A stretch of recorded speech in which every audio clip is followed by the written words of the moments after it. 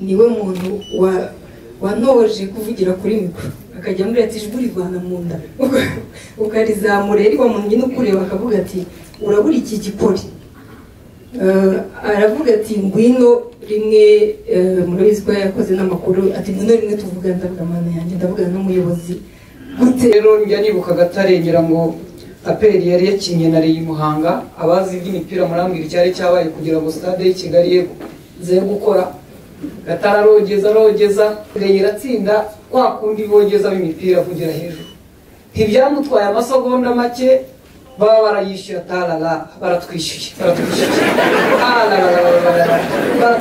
bazajya biba ngombwa ko mbona bagucanze cyane nzajya babwira ko ukiri nk'imuhanguzi ati kandi bazajya babyumva ati nawe ugabanya ibintu by'ingutiya ibyo bintu byawe byo kwambara ingutiya ugafata ingutiya tukarenzaho n'ikanzu uti rwose ibyo bintu tugerageze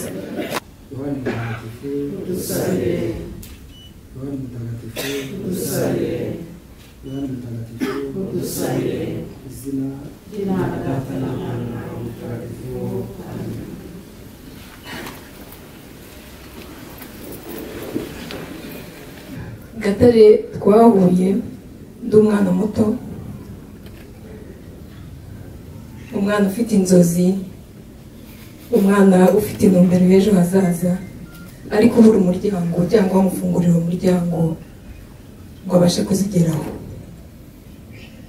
Gatare duhure yabonye iyo potential yari iri muri jyewe, angirira icyizere, afungurira uwo muryango wo gutangira itangazamakuru. Icyo gihe yakoraga ku Isango, ntekereza ko hari n'abagenzi banjye benshi turi mu cyiciro kimwe cy'imyaka duhuje inkuru. Yari umubyeyi wacu kurusha uko yari umuyobozi wacu. Yari wa muntu ureba kure akakubona akavuga ati uyu mwana ndabona yabishobora, uyu mwana ndabona yabigeraho, kandi akanabikubwira, akakubwira ati wabigeraho n'ibyo wowe udakeka ko wageraho. Akaba wa muyobozi wawe, akaba umubyeyi wawe, akaba n'inshuti, kandi byose mu muntu umwe. Ni ibintu biba bitoroshye kubona mu muntu umwe muri iki gihe. Namumenye mu mwaka wa 2012 niba ntibeshye, ariko ni imfura muvuze mu ijambo rimwe. Ni umuntu wabayeho, ntawe twese turabyemeranywa ko yakoze ibyo yagombaga gukora kuri iyi si, nubwo agiye tukimukunze, ariko yakoze ibyo yagombaga gukora. Bavuze bati ndi muto mu babanye mu buzima bwa Gatare, ariko ndakomeza gukoresha iryo zina kuko niko twamwitaga mu kazi. Ariko ni wa muntu utararebaga ko umuntu ari mutoya ari mukuru, yari inshuti ya bose, yari umunywanyi w'abantu kuko nkuko yabyivugiraga. Mu kazi navuze ko ari wamfunguriye umuryango, ngo niho ndi bukomoze cyane. Niwe muntu wanoje kuvugira kuri mikoro akajya muri ati ijwi rivana mu nda ukarizamura ariko mu nyine ukureba akavuga ati urabura iki gipori. Aravuga ati ngwino rimwe, murabizi ko yakoze n'amakuru, ati ngwino rimwe tuvuga ndavuga mana yanjye ndavuga n'umuyobozi gute amakuru ntari mbyiteguye kuko twari abantu batoya ujya gutara inkuru ariko ukayifata ijwi ukayitanga. Ariko aravuga ati wabishobora, wabikora, ndabibona ko bishoboye, ngwino bikore, kandi koko ndabishobora kuko yanyiritse ko bishoboye. Yari wa muyobozi rero ukubera urugero rwiza, akavuga ati wa mwana we, yakunda kuvuga ngo mukobwa wanjye. Abantu bose bamunyuze imbere, ubwo n'abasore ntekereza ko yavuga ngo umuhungu wanjye, ati mukobwa wanjye umeze neza, ku buryo ibaza umuyobozi iyo wajyaga mu kazi yabona utameze neza yakubazaga ngo urakora iki hano, genda uruhuke utanga umusaruro ari uko umeze neza. Ni ukuvuga ngo yarengaga inyungu z'akazi akareba n'inyungu z'abakozi, akareba n'inyungu z'umuntu ku giti cye, akavuga ati uyu muntu koko ndamubonamo ubwo bumuntu nanjye, kandi ndabizi ko ndi umuntu narwara namera nabi, akavuga ati genda ukora ibi ngibi. Jean-Albert Gatare rero kumuvuga mu gihe gito biragoye, ariko icyo nakubwira, warakoze gufungura imiryango ya benshi mu mirimo itandukanye. Ndahamya ntashidikanya ko abantu bahuye nawe yababereye umumaro muri icyo gihe bahuye nawe, yababereye ikiraro kibageza aho bagana, yababereye inshuti, yababereye umubyeyi umuvandimwe.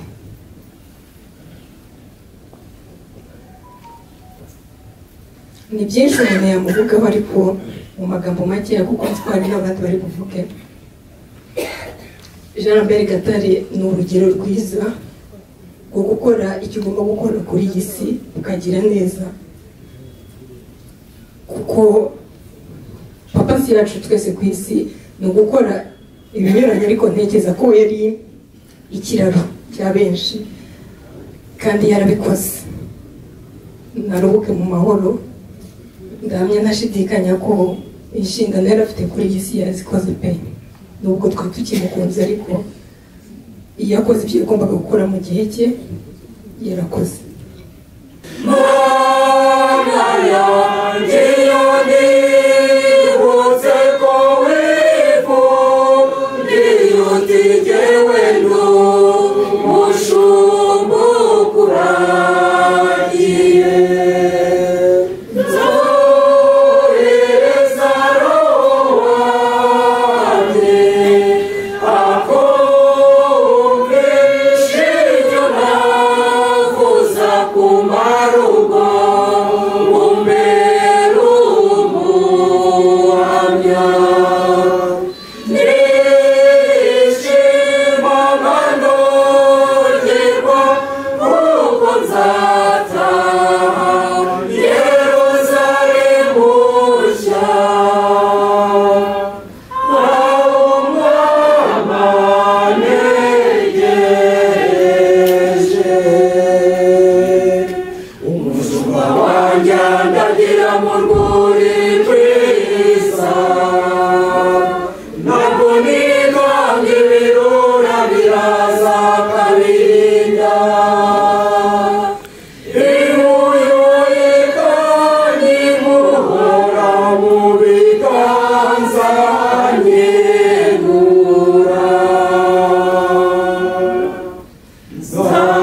Nzataha Yeruzalemu nshya, aho umwami antegereje.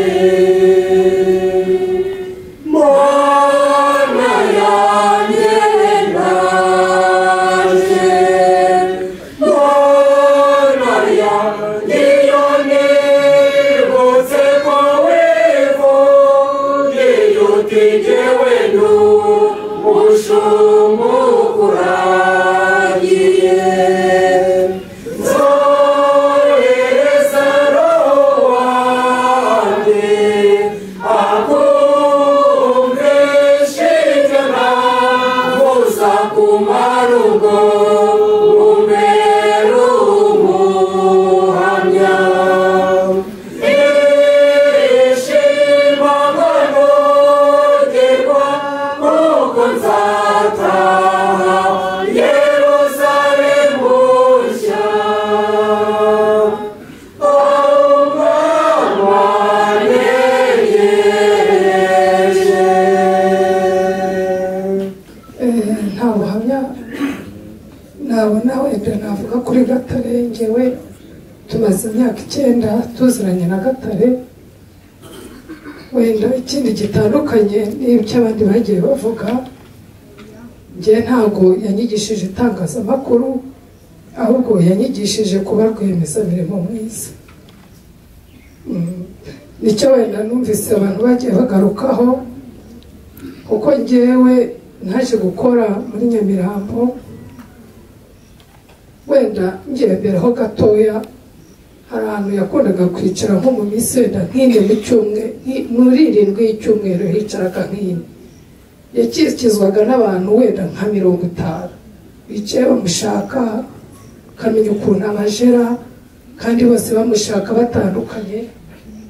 Ikintu gitangaje wenda n'inge muntu wenda w'igitsina gore wabagura muri rimwe na rimwe, noneho nkajya numva nyine abantu barimo bose reba ukuntu Gatare yari umuhanga, ari smart, abantu benshi nabo babaga bamusanze, babaga ari abasiporutifu, ari abahanga, ari abanyamakuru.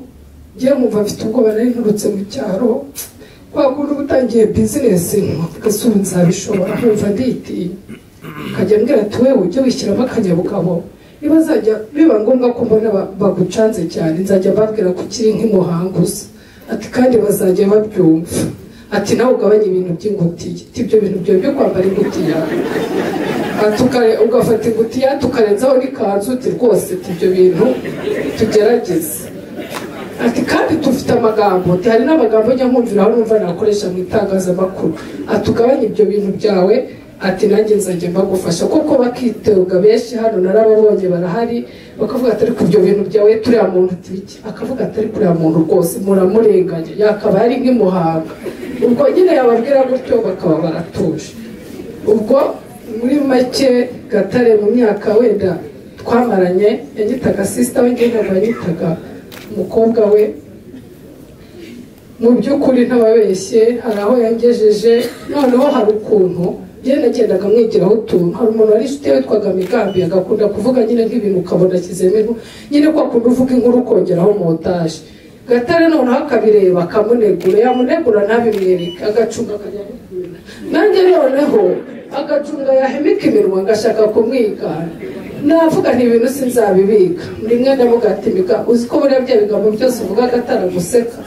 Arambwira ati ubwo se niwe badaseka? Ati baye niba agira gutya iminwa rimwe tubabigira inshuro nk'icumi.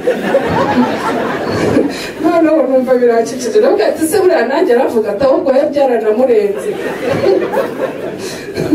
Ubwo ngubwo nyine numva birashekeje, ariko agakunda nyine kugaya abantu ariko mu bwenge. Igihe rero mu by'ukuri ntabwo nje gutanga ubuhamya rwose, kuko Gatare muramuzi kundusha. Njyewe ikintu nje gushima Imana, ndashima Imana ko Gatare yatubayemo nk'umumarayika afasha abantu bose.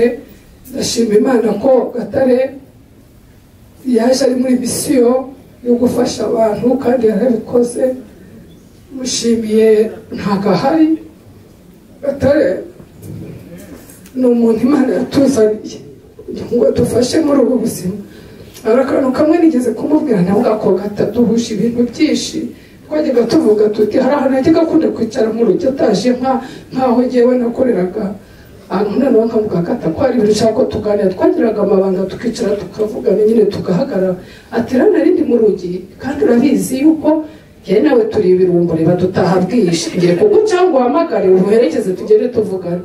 Ati noneho wa mudamu arangitse ati kandi urabizi ndamukunda, ati ni umudamu mwiza nyine. Akabimbwira nkavuga ati turagenda tuvugana risha kagere kurya nyuma, nkamugenda inyuma ubwo ngenda mubwira inkuru, ngenda mubwira inkuru, ariko nyine arimo kumugisha. Noneho mwebwe Gata duhuje ibintu byinshi, kandi wewe rwose ku myaka yawe nicyo kintu tudahuje. Umuntu ungana nawe agira mama we, nisha nicyo kintu tudahuje.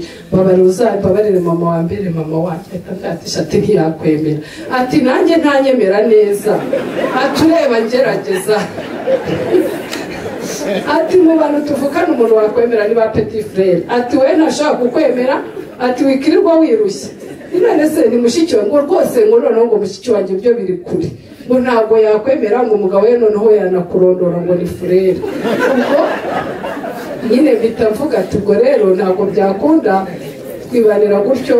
Ndashima Imana rero ko Gatare yaciye mu maboko ya Gatare n'ubundi na Anisi ya mama we. Ndashima Imana ko Gatare imisiyo yari yamuzanye ikoze neza, kandi ndashima Imana ko Gatare bajya bavuga ko nta muntu w'intwari akiri mu isi. Gatare yabaye intwari ari mu isi no mu gihe atabarutse aba intwari. Twese uko turi hano turizana, nta yindi kominikasiyo, ni ibintu yagiye dukorera bitwara ku mutima, yabaniye igihugu, abanira abantu. Turamushimiye, uzagire urugo byiza. Ndashima Imana ko wagize umwambasaderi mu isi, abangiye kugira n'umwambasaderi mu ijuru. Imana izaguha uko ridashira. umutima wanjye ntuzocogora, n'imigozi wowe nzaterura n'irimbi, unoshye mu mahoro atagira umupaka. Iwawe ni heza, uri ikibazo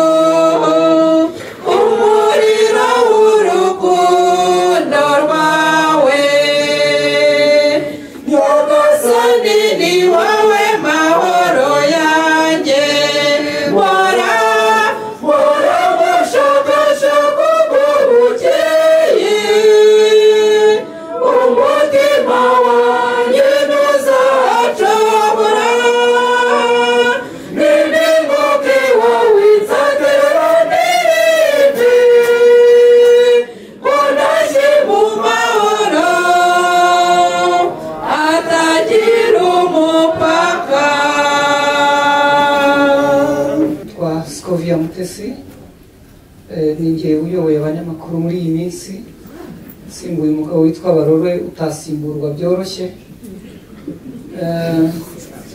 Ariko muri iyi tent hari abanyamakuru benshi bari hirya no hino. Nasabaga ko abari inyuma bahagaze bave mu bahagaze bigire hafi, hanyuma bicaye nabo bahaguruke bahagarara aho bari kugira ngo twihute, abakuru n'abato uhereye kuri Sebukanya.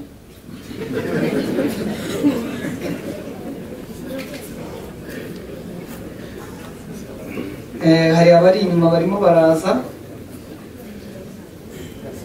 Mu gihe barimo kuza abandi bahagurutse, mu by'ukuri nk'uko mubona aba bantu bahagaze harimo abato n'abakuru mu byiciro bitandukanye. Nk'uko babivuze, hari abanyuze mu maboko y'uyu mugabo Gatare, hari abamwumvise. Mu by'ukuri ku myaka 30 ari muri uyu mwuga, nufata iyo myaka 30 ugakuramo iyo mfite, uraza gusubira inyuma ureba ahantu ushobora kubona ari umunsi wa mbere avugera kuri radiyo ko nanganaga. By'umwihariko njyewe nka Scovia ngeze nkorana na Gatare ikiganiro cyitwaga Isango n'Ijambo cyangwa Ijambo n'Isango. Twavugaga ku bijyanye n'ubumwe n'ubwiyunge, hari mu 2011. Mu by'ukuri nabwo nari ntaraba mukuru, nubwo nagaragaraga nk'uzakura. Ati cyari ikiganiro gikomeye kumvugwa abantu, ntanga igitekerezo ndamubwira ngo nubwo ubumwe n'ubwiyunge kubabarira n'ibindi bisa nkaho bikomeye, ariko niba kwihorera bitagaragara mu banyarwanda, icyo ntabwo ari cyo gikomeye. Ndavuga ngo RPF niyo itagira ikindi ikora, icyo cyari gihagije. Turi mu kiganiro ntiyategereje ko dusohoka, arambwira ati umuntu akurebye uko ungana nari nkigira ibiro bike cyane ku myaka n'ibiro, ntabwo yatekereza ko icyo gitekerezo wakigira. Arambwira ati nukomeza uzakura. Mu by'ukuri rero uyu munsi mpagaze hano Gatare atakiri muri twe, ariko ndi mukuru kandi nyoboye abakuze barimo na Sebukanya nk'uko mpaye ijambo, bisobanura ko atigeze yibeshya. Kandi mu by'ukuri ko yambwiye ko nshobora kuzaba umunyamakuru w'umuhanga, ndacyarwana ngo mu muhanga. Ndi mu nzira yo kujya kuba umuhanga, nzirikana ibyo. Shimiye abanyamakuru bagenzi banjye rero muri hano. Mu by'ukuri ukutunga n'abato n'abakuru ni igisobanuro cy'uwo Gatare ari we.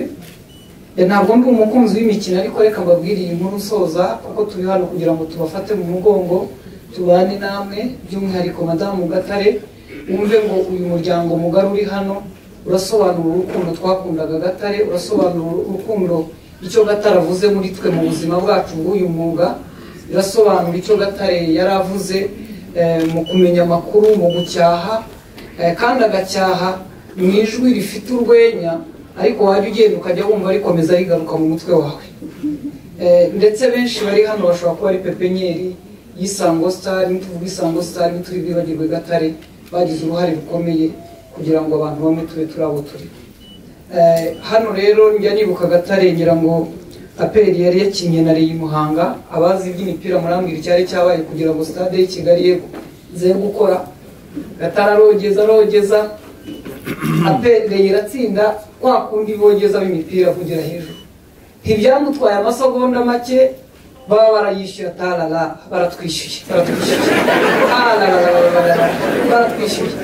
Ako kantu nakomeje kukazirikana mu mutwe. Bukeye duhuye ndamubwira ko hatubwiye ko umunyamakuru atajya aba mu nkuru, ko ejo wari uri muri kibuga. Ati iyo dufana turatsindwa, atari kubona umunyamakuru ntajya mu nkuru. Mu by'ukuri rero ababyeyi muri hano, nshuti, abanyamakuru bagenzi banjye, turacyazirikana ko umunyamakuru atajya mu nkuru, ariko Gatare yagiye muri twe, kandi tuzakomeza kuzirikana akazi yakoze. Ndatekereza ko nudafashe umwanya ngo avuge, arazirikana neza icyo Gatare ari ku buzima bw'uyu mwuga, ari nacyo dushimira n'abandi.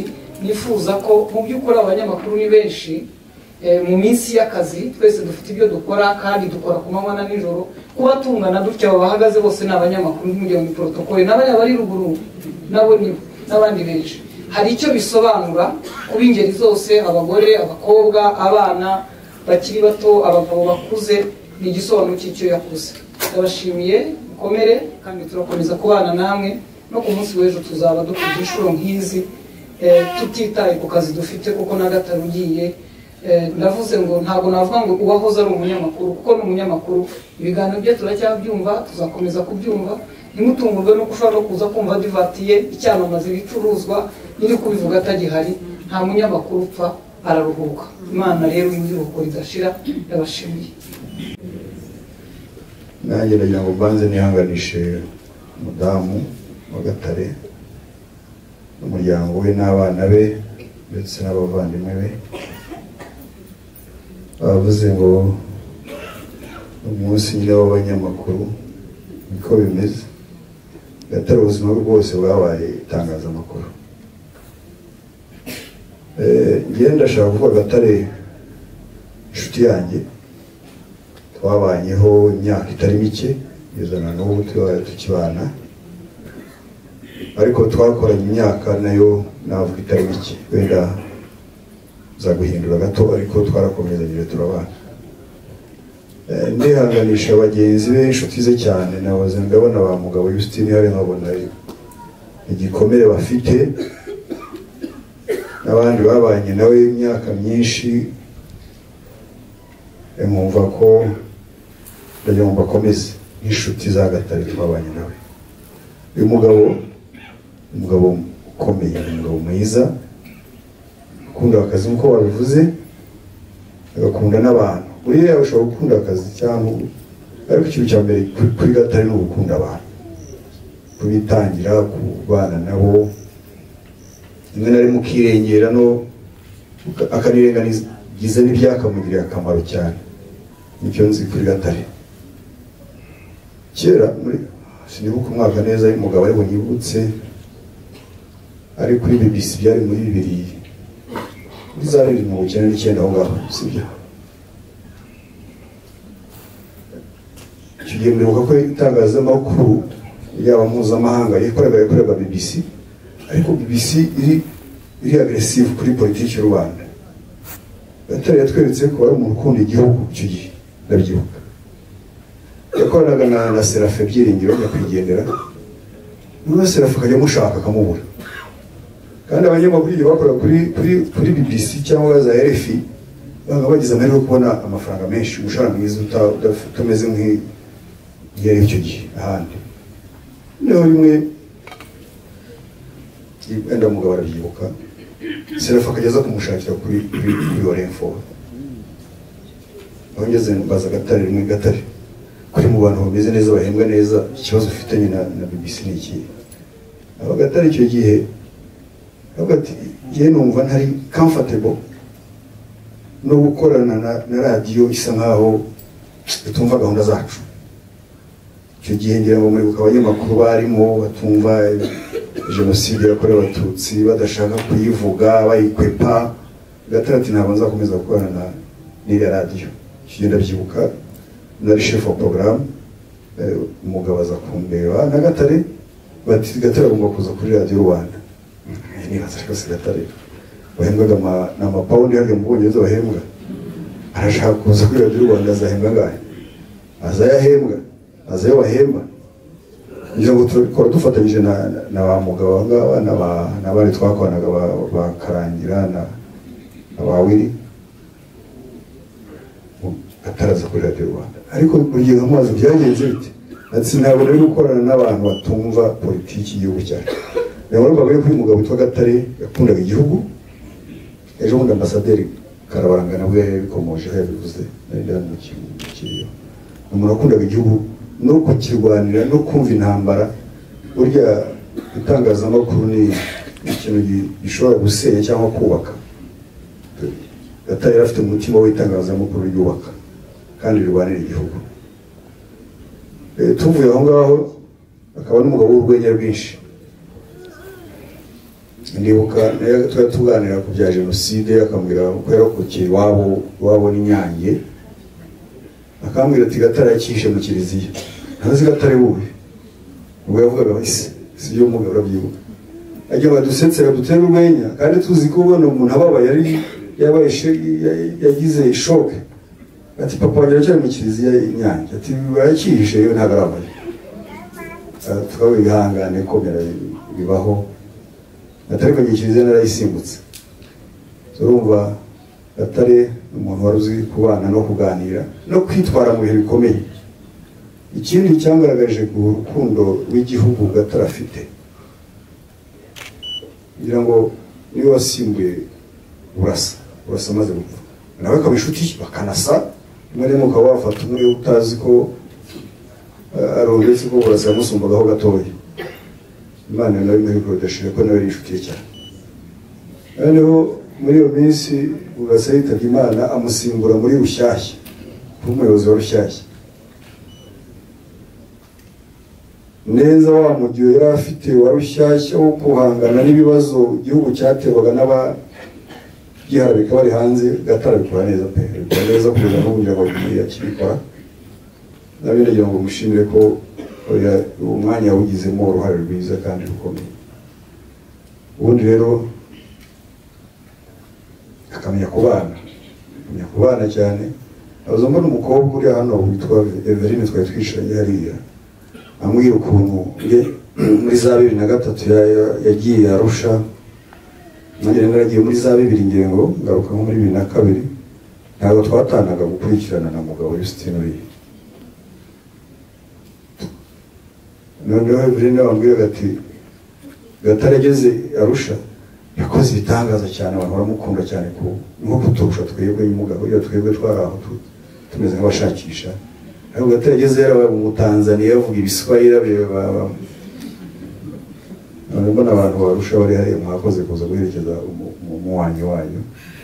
Ntabwo rero nari kugera ntavuze kuri iyi nshuti yanjye umuvandimwe nkomeza umuryango we, ariko ngira ngo n'uwo muco mwabonye abana bakiri bato benshi b'abanyamakuru yatoje. Ndibuka maze kuva mu itangazamakuru ngera muri 2008 ngira ngo yeze kunganiriza, yeze kumbaza nk'ako ibyo bintu bakinkora ko bikomeye cyane uzavamo. Ntabwo bikomeye kuruta kuvugira kuri radio, kuri televiziyo y'igihugu igihe tukora yari imwe zitarabaye nyinshi. Ati ntabwo bikomeye kuruta biriya, ntabwo bikomeye kuruta biriya ati biriya bintu by'abaturage mbana bikomeye cyane. Tajya baba bafunze babirukanye ndavuga nzabirangiza. Araseka. Ariko marerezo sinabashe rwose ngiye kwemera kurupameye maximum kurupa sinabashe kubana nawe cyane mu gihe cy'uburwayi. Ntabwo nabashe kubana nawe cyane kubera baramwe ngo rarwaye umugongo, agatarese kunzi ko ari umujene ngo umugongo bite. Nkabaza abayede bari batari Gatare barwaye umugongo. Disque we ntabwo ari muza disque, ariko tuva ari ibintu byakujyana gupfa cyangwa kugira gute. Adamu mwihangane mukomere, kandi turi kumwe namwe mu bihe byose, byaba byiza n'ibibi. Imana ikomeze ibafasha. Bakuze cyane bakabaye bahagarara hano ngo bagaruke ku buzima bw'umunyabigwi, ku buzima bw'intwari nka Jean Lambert Gatare. Ariko Jean Lambert yabaye muri Orenforo, yaje kuba RBA, yitanga atizigamye, by'umwihariko kuri Radio Rwanda uyu munsi imbere y'umuyobozi. Ndagira ngo rero ngire famille Gatare ko RBA twifatanyije namwe ibi bihe, kandi ko umurage we yawusigiye abo bakoranye ndetse n'abateye ikirenge aho yagendaga agishingura, barimo nanjye ubwanjye, kubera ko Gatare kuri njye mufata nk'umwarimu wigishije abatari bake itangazamakuru nihereyeho. Yabaye umwarimu mwiza w'itangazamakuru, bitamusabye gufata ingwa cyangwa na ya makaramu yo muri kaminuza ngo ajye ku kibaho atange lecture mu buryo busanzwe. Yaratwigishije bijyanye n'umwuga, atwigisha kubera kumwumva no gukurikira ibyo yakoraga. Twajyaga tubiganira aho urungano rwacu mu mwuga tuvuga tuti ariko ko kanaka ashaka kwigana Gatare, ndetse nawe wabyumvise. ati barumva yaba Gatare se byakunda. Nta muntu wundi ariko umuntu abo umunyabigwi agasiga umurage abandi bakamwigiraho atanabazi nabo nubwo baba batarahura ku maso ku yandi. Uwo Gatare ngewe nita umwarimu w'itangazamakuru. Ariko kandi njya kuza hano narindi kumwe n'umuyobozi mukuru wa RBA Bwana Professor Barore. We yambwiye ati Gatare twarabanye ndamuzi twarakoranye, reka mukubwire, kandi ntabwo mukubwira mu magambo menshi. Arambwira ati Gatare yari umuntu nyamuntu. Igisobanuro cy'umuntu nyamuntu ni Jean Lambert Gatare. Ntabwo byari gushoboka ko muba muri kumwe na Gatare uko mwaba mungana kose ngo mugire irungu. Yari umuntu uzi kuganira, akaba umuntu uzi gutebya, ariko hari ukuntu buriya mu gutebya abantu baganisha, niba navuga ngo mu gutera urwenya mu bintu bidafatika, uvuga ati no mu bintu bifatika, no mu bintu bivuge mu mvugo y'abajene biri serious, ati nabwo rwose Gatare yageragezaga kuganira kandi ukumva birakoroheye. Ati cyo ni ikintu gikomeye, ati nta muntu ushobora kugira irungu ahantu Gatare ari. Ati mwese ikabakururira kumva mukwiriye kuba hafi ye, uburyo mwamubura mu itsinda mumenyeranye kuba muri kumwe nawe. Buri wese akabaza undi ati nta Gatare mukamushaka mukajya kumureba mukaganira. Arambwira ati rero ni urwibutso rukomeye. Ngewe ariko aho namumenyeye, aho twahuriye, nakundaga ko ari umuntu wiyoroshye. Ngewe kubera ahantu natangiriye umwuga w'itangazamakuru, ninjiye mu mwuga w'itangazamakuru nk'umuntu uwimenyereza, bigenda bizamuka kugera uyu munsi. Ariko muri iyo nzira nigeze kumwiyambaza, kandi yaramfashije. Ibyo ni ibintu nzi. Menya inkuru yo gutaha kwe, nagiye kuri chat ya Messenger kuri Facebook. No hantu hambere twavuganiye kuko nibwo buryo nari mfite bwo kumugeraho nk'umuntu muto ushaka kuza mu mwuga, kandi numva Gatare ari umuntu ndeberaho. Icyo gihe yabaga mu Isango Star. Ikindi ntabura gukomozaho n'icyo Paul Jendamage yavuze. Ntabwo ari ibintu bisanzwe kubona umunyarwanda wa nyuma ya Jenoside yakorewe Abatutsi washoboraga kwisanga mu bishuko, ari umuhanga nka Gatare, afite ibyo guhabwa byinshi, ari mu itangazamakuru ngo yitandukanye n'umurongo w'abapfobya w'abifuriza inabo Rwanda. Turababona bagenzi bacu bagiye bakurikira izo ndonke n'indamu, inda nini bikabagamburuza. Uwo rero ntabwo ari Gatare. Urukundo rwe kuri iki gihugu ni umurage ukomeye, tukaba turi hano ngo tubimushimire, kubera ko nizera ntashidikanya ko birenze imvugo kuvuga ko yari umugoroba wo kwizihiza ubuzima bw'umunyabigwi, ubuzima bw'intwari Jean Lambert Gatare. Uwo rero ni umurage yasigiye n'abandi muri twe, tuzirikana ko no mu bushobozi buke no mu mikoro makeya u Rwanda rusumba byose. Ntacyo baguha ngo kigurane igihugu cyawe. Uwo ni umurage nyambukiranyabiragano wa Jean Lambert Gatare, kandi tuzakomeza kuwusigasira twese. Ubutumwa bw'ubuyobozi bukuru bwa RBA ni ugukomeza umuryango we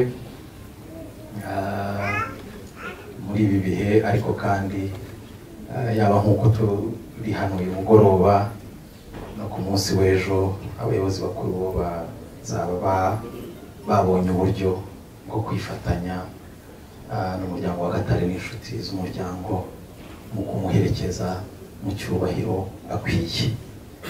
Nasoza mvuga ngo twese urugendo rwacu kuri iyi si rugira aho rurangirira, ariko icyo twakwishimira ku mugoroba nk'uyu nguyu ni uko Gatare atashye neza, abo kubihamya bakaba bari mu ngeri zose, bikaba binahanwa nuko twese turi hano kuri uyu mugoroba.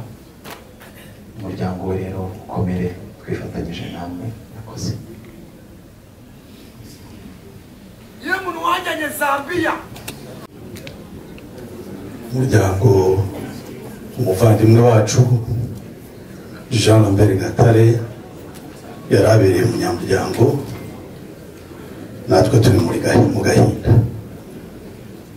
Ntabwo ari twe twenyine kuko n'abasportifu muri rusange babuze umuntu w'intwari, babuze umuntu wabagezagaho amakuru mu imbere cyane cyane ya siporo. Jyewe uhagaze hano ndabakuriye barori barumuna banjye. 1994 nyuma ya jenoside yakorewe abatutsi, Lambert ndumva yaratangiye kano kazi ariko adakora mu ishami rya siporo. 1996 nibwo natangiye kano kazi, atangira n'umujene. Mu by'ukuri sinahise n'iby'itangazamakuru, ariko kubera kubikunda, kubera ko nari umusportif, nabihishemo gutya kugira ngo nanjye ntange umusanzu wanjye.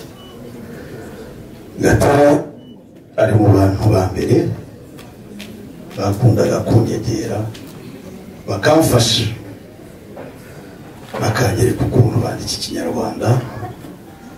Sinye kubabesha, nageze mu gihugu ntivange indimi, yambaye hafi akajya anyigisha uburyo nakwandika Ikinyarwanda. Byageze aho turicara turareba icyo natwe twafasha mu kuzamura siporo yacu, na cyane cyane mu bihe byari bikomeye. Imitima y'Abanyarwanda ntabwo yari hamwe. Tureba ukuntu rero twafasha Abanyarwanda kugira ngo bagaruke kuri za stade. Gatare twari kumwe, nibuka ibitangazamakuru byari bike, yari Radio Rwanda ndetse na Kinyamateka. Uyu mugabo yandikagamo. Twigira inama rero kugira ngo Abanyarwanda barusheho kubona amakuru menshi ya siporo yabafasha kuruhuka no kwibagirwa ibintu twari tuvuyemo. Twashinze ikinyamakuru cyitwa Podium Sport. Gatare yari redacteur en chef wacyo. Icyo kinyamakuru cyasohokaga rimwe mu kwezi bitewe n'ubushobozi uko bwari bumeze. Cyaragiye kirakura kubera Jean Lambert Gatare. Gatare twebwe twabanaga nawe icyo gihe, hari umutwa twagiraga. Iyo twabaga turi mu kazi, iyo yabonaga ko ibintu bikomeye, yarasekaga cyane ati muri mu biki, nimworoshe ubuzima, ibi byose turaza kubirenga. Akadutera urwenya tugaseka, ubwonko bukongera bukagaruka, tugakora akazi kacu neza. Gatare ni monima tubuze, ni biblioteke twe tubuze, kuko ndibaza uburyo yakundishije Abanyarwanda siporo, ku bw'umwihariko umupira w'amaguru, akundisha Abanyarwanda gukurikirana ibitangazamakuru. Yari afite umwihariko we uguhanga udushya uno munsi barumuna bacu hari amagambo bagerageza gukoresha bigana ibyo Gatare yakoraga. Gatare rero nubwo agiye, ndahamya yuko bano barumuna bacu adusigiye urugero rwiza rw'itangazamakuru, urugero rwiza rwo guhanga udushya. No munsi barumuna bacu bagerageza kumwigana, ariko hari ijambo ndarivuga na barumuna bacu barabizi. Hari igihe byageze ntibigende neza mu kazi dukora, cyane cyane mu byo twavugaga. Rimwe aza kumpamagara, njye nawe twitanaga ba perezida biti ndaho perezida, ati ibintu maze iminsi numva barumuna bacu bakora muri kano kazi kacu, ati urabyumva gute? Ati njye maze iminsi mbona hari ibintu mbona barumuna bacu bashobora kuba barihangira irindi tangazamakuru twe tutakoze. Ndabibona, ariko murabizi baracyari basha mu kazi. Ni natwe wibuke ko rimwe na rimwe twakundaga guhuzagurika, ariko icyiza ni uko wabibonye. Reka tuzabahamagare tuganire, tubabwire uburyo bagomba kujya bitwara. Ibyo bintu byose zari inama yatugiraga kandi zaje kutugirira akamaro. Uno munsi murabona barumuna bacu barakuze, imitego imwe n'imwe ntabwo bakibikora. Ibyo byose rero turabimushimira mu ruhare yakoze kugira ngo itangazamakuru rya siporo uno munsi abanyarwanda benshi musigaye mukunda, mukurikirana amakuru ya Gatare. Rero yari umwe mu bantu izamwamba zafashije kugira ngo siporo yacu itere imbere muri myaka 30 ishize. Nubwo tuvuyemo, ariko asize imbuto kandi turamya uko tuzabikomeza. Madame umuryango wa Gatare turi kumwe, ndabizi biragoye kubyakira, ariko nta kundi kuri iyi si turi ingenzi. Mukomeze rero mwihangane, murakoze.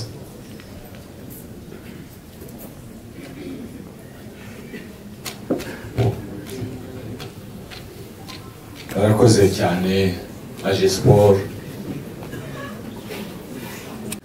Aba nabahagarariye abandi ko ni umuryango munini wavutse bugufi nyuma ya jenoside yakorewe abatutsi, ubwo ubuzima bwagiye bwongera kugaruka buhoro buhoro.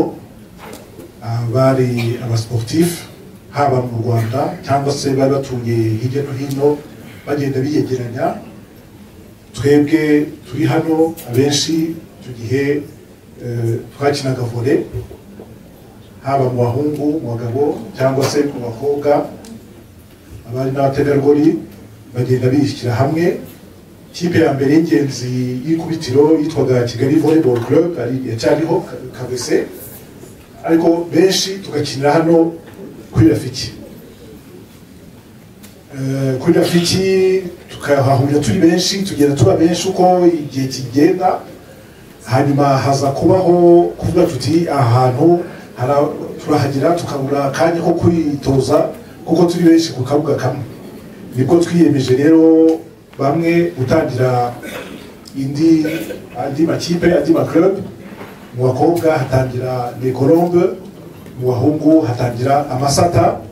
Hanyuma tusa nkaho habaye club mix Amasata na Les Colombes. Jean Lambert Gatare nk'umunyamakuru, nk'umukunzi wa siporo, akajyaza kureba imyitozo, akareba ikipe, ariko by'umwihariko akazanwa n'inshuti ye magara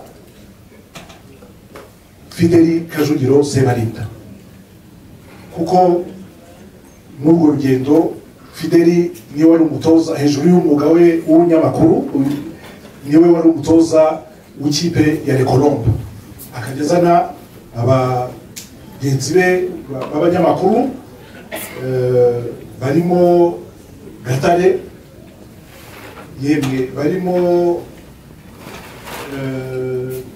Marcel Rutagarama, cyane cyane abo babiri nibo baherekezaga bakaza kenshi ku kibuga, haba mu myitozo ariko cyane cyane noneho no muri za match. Agera rwose tukaba tumwibonamo ari umukunzi wa volleyball, nubwo tuzi ko yari umukunzi wa Rayon Sport, ari n'umunyamakuru muri rusange, ariko kuri twebwe aba volleyball yabaye inshuti yacu magara mu rugendo rwacu, mu ntangiriro, mu kutugira inama zitandukanye. Yewe byageze naho mu rukundo ruza kwaguka, rurobanuramo umwe muri twe ariwe Odeta, bubakanye urugo, ku buryo murabyumva noneho byateye indi ntambwe, kaba ari inshuti, yabaye inshuti yacu, yari inshuti yacu bikomeye. Gatare yaranavuzwe no muri iyi minsi, ariko nagira ngo wenda nongereho ko yari umurwanashyaka ukomeye mu byo yabagamo. Wangari yakunze ikipe, yakunze umuntu, ni wa muntu mufitanye gahunda, hana ibitekerezo mukajya ku ntego, yari umurwanashyaka rwose ukomeye. Yari umuntu muzima, yari umuntu nyamuntu byavuzwe, ariko natwe twabyongera, ni wa muntu wasangaga buri gihe arangwa n'indoro nziza, n'inseko nziza, n'umutima mwiza muri rusange. Ni intwari itashye, turabizi twese, yagize igihe kinini cyane mu burwayi, nabyo kandi akabyihanganamo. Mwahura arwaye, uko ni wa muntu ufite ya ndoro ya mbere tuzi, ugasanga afite ubwihangane budasanzwe. Babyeyi bavandimwe, cyane cyane umuryango wa Odette, abana, inshuti, abavandimwe, mukomere, agiye aheza kuko ari mwiza. Imana twemera imwakire mubayo, mu ntore zayo, kandi aruhukire mu mahoro.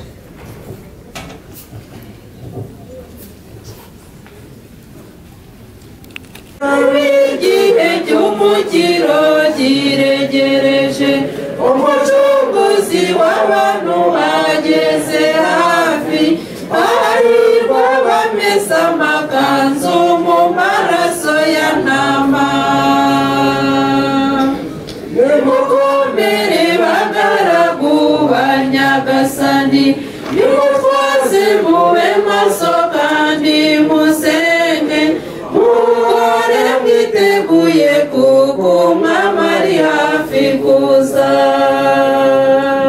Abapfiriye mu kuri kwa Nyagasani bazazukira kubona ikuzo ry'Imana, bambikwa ikamba ry'ubugingo kuko batsinze.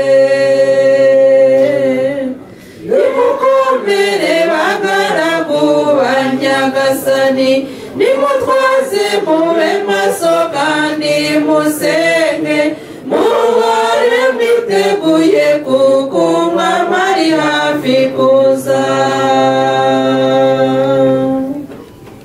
Umuryango we ariwo Apakope, nk'uko mwabyumvise, Jean Lambert Gatare kimwe n'abandi bana b'Abanyarwanda hari amahirwe yavukijwe mu gihugu cye, harimo rero no kutiga uko abishaka n'aho abishaka. Apakope rero kimwe natwe twese ko mutubona hano n'abandi batabashije kuba bahari, ariko bazaboneka ejo no mu bindi bihe, ndetse madamu arabizi ko no mu minsi yashize arwaye, hari bamwe baduserukiye bajya gusura umuryango. Uko mwavuze Jean Lambert Gatare ni nako umuryango apakope ubana, ni kubanira abawo, ni kubanira abashatse mu abana ba apakope cyangwa se abashatswe nawe muri apakope. Uwo muco rero mwiza mwavuze kuri Jean Lambert Gatare yabugaragaje no muri apakope. Yize ari umwana ufite ishyaka, ufite umurava, aho yaraciyemo byamuhaye ubutwari, yiga neza aratsinda, ari nayo mpamvu umwana amushimye no mu mwuga w'umunyamakuru ko yawukoraga kinyamwuga kandi afite ubutwari. Gatare rero ntabwo njye namumenye cyane ko ni muri poromosiyo ya mbere, ariko nyuma ya jenoside namubonaga mu bikorwa bya apakope cyane.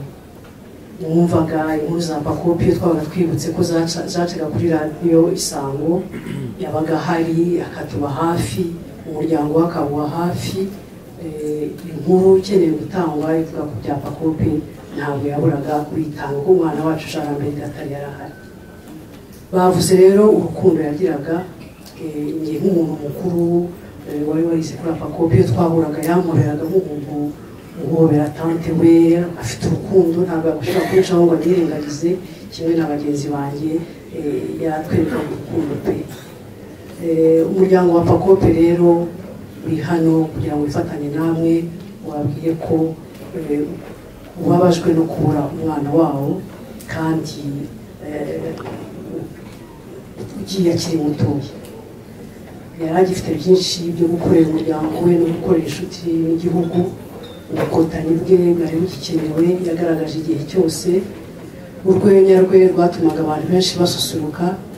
Kuri gurupe ya apakope bari bavuga ukuntu yasetsaga cyane, yari afite urwenya. No mu kanya aho nicaye hari abantu bariho bambwira ko iyo hari abantakaga bagubaza ngo iyo nkuru utanze kugira ngo agahita abona ijambo ryo guhita basubiza ako kanya. Mwaravuganaga icyo umubwiye akaba afite n'icyo ahita gusubiza kandi akavuga makeya mu ijambo rimwe. Nk'uko rero nababwiye rero, hari abamuzi kundusha, njye nabivugaga nk'umukuru mu bana ba apakope. Nagira ngo noneho abo bari begeranye mu mashuri biganaga babe batubwira muri makeya bya Jean Lambert Gatare.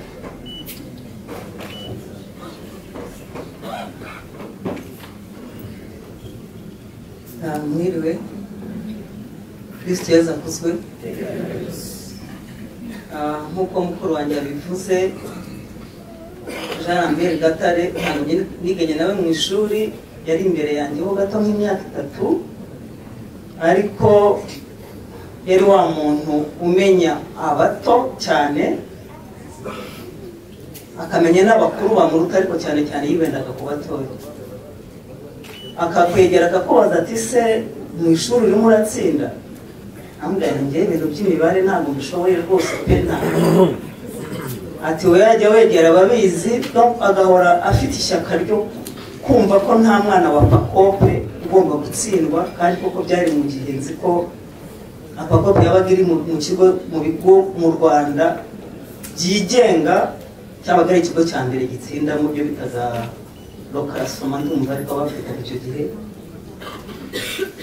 Jean Lambert rero aho mwahuriraga hose yakwakirana urugwiro, akakubwira ati nawe se uracyariho, mbese ugasanga ni umuntu ugufitiye urukundo. Ese warabyaye, ese mbese ukumva ashaka kumenya amakuru, se muri apakope bo mwiganaga ni bande? Rero yari umuntu urangwa n'urukundo, nk'uko babivuze muri make, yari umuntu nyamuntu.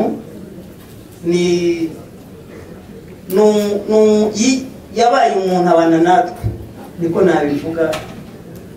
Hanyuma mu arwaye twaramusuye, mu kumusura wabonaga ko ababaye, ariko akababana nyine bwabo umuntu bwe, agakubita cya gitwenge ati nimuhumurijwe ntaho ryagiye, ariko ndasaba Imana izankize, kandi nimara kunkiza nziteteshereza umugore. Ni ukuri Odeta ndakomera, Yesu akwambika imbaraga, uko yakutubwiye Imana yamwishubije, kandi nzi ko nk'uko yasabye ko imana n'umukiza azagutetesha n'izo azagutetesha. Komera, courage, turi kumwe. Umuryango wa Pakope namwe mukomere, bibaye intwari ya gatatu tubuze. Twabuze Mazimaka, ejo bundi tubura Kayitesi, na Lambert nawe aragiye, ntabwo tuzi ejo uzakurikiraho kuko twese niho tuzajya. Bivuze ngo tugomba guhora twiteguye.